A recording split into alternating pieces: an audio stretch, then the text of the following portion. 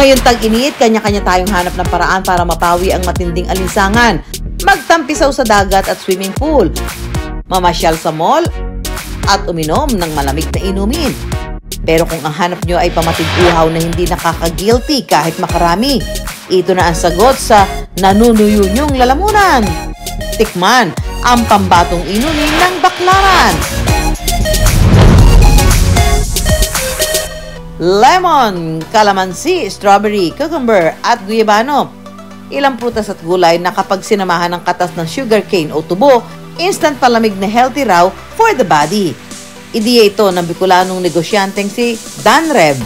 Since meron kaming tubuhan, available po yung magiging raw supply ng business na to. Fresh from Bicol pa ang mga tubo na gamit ni Dan Reb. Ang mga nagtatanim nito mismong mga magulang niya na parehong magsasaka. Nang simulan niya ang negosyo noong 2017, naglabas siya ng puhunang 200,000 pesos. Ang in-outsource ko na lang po is yung mga equipment. Naging advantage sa akin na nakapag-travel ako sa ibang bansa and nagkaroon ako ng mga friends na nag-connect sa akin how to get po yung mga equipment. Sa kasamaang palad, hindi rin nagtagal ang sinimulan niyang negosyo. Makalipas ang 1 taon, kinailangan niya magsara dahil hindi na ito kumikita.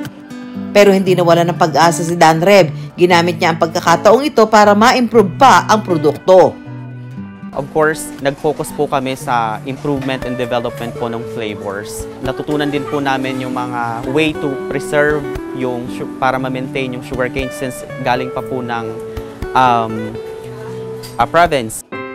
Makalipas ang ilang taon, tila nauhaw sa success si Dan Reb kaya muling binuksan ang natuyong negosyo. 2023 nang itayo niya ang King Cane Sugarcane Juice sa Ugbo sa Baclaran.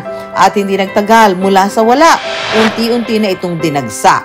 Noong 2023, dumumog po yung customers namin unexpectedly. Kahit parang 2 days pa lang kami nag-open, 3 days, ang dami na pong nakapila dito last year. Kaya ang supply ng tubo na galing sa taniman nila sa Bicol, hindi naging sapat. Naghanap pa siya ng ibang supplier ng tubo sa Luzon. Hindi po familiar pa ang mga farmers na may opportunity na gawin itong juice. So, binenta nila lahat pang-asukal. Pero hindi tumigil si Dan Reb hanggang nagbunga ng matamis ang katas ng kanyang mga paghihirap. Nakahanap siya ng supplier sa Batangas, Tarlac, Mindoro at hanggang Bacolod. Sa isang araw, nakapagbebenta lang naman sila ng 160 to 300 cups. Katumbas ito ng 300 kilos ng tubo. Ibinebenta ni Dan Reb ang kanyang sugarcane juice ng 70 to 95 pesos. So ito yung machine talaga na pang extra? Yes po, ito po. Kakainin na yan? Yes po. Oh, parang baka, no? Talsik pa. Ba't nahati? Nakahati ba talaga? May mga times po na gano'n. Nahati nilagay ko. Ito pa. Sarap maglagay. Yan ma'am, tama. Nahati nga. Galing na yan. Ito na po yung mga ano niya. Dry na po siya, ma'am. Tuyong-tuyo. Tuyong-tuyo na siya. Ito ba? Ang tututuwa ako magsusukong ito. Galing ng machine. Sarap. Yes po. Ay, mauu. So, ito lalagyan natin. So, mas okay po siya pag may flavor. Mas nag-enhance yung lasa niya. Let's get the summer heat, mga mari at pare. At dahil feeling generous tayo today, mamimigay tayo ng libreng sugarcane juice. At para daw mas matamis ang tagumpay, ika nga, di ba? Meron tayong konting challenge.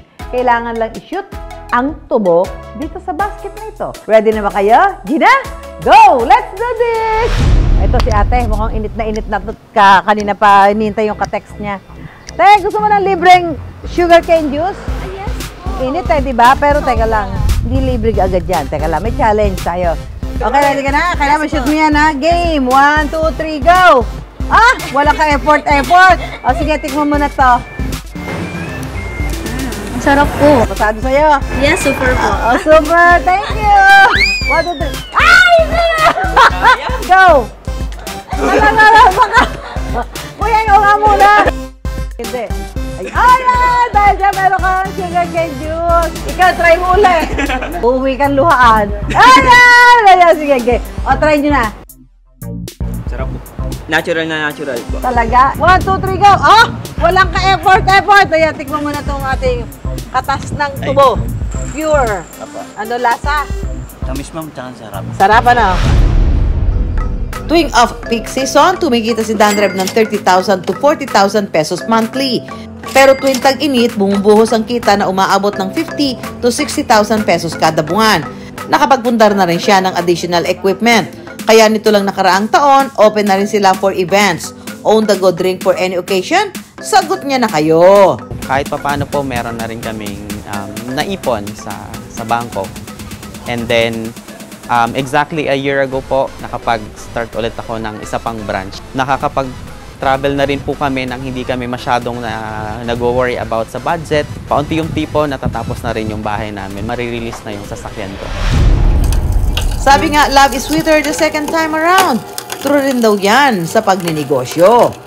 Okay din po na mag-start sa kung ano muna yung meron. At least, i-grab nyo yung opportunity na yon para at matuto kayo. Parang learning process siya. Kagaya nung experience namin na nag-start muna kami sa limited capital, sumugal kami sa ganon, at least natuto kami.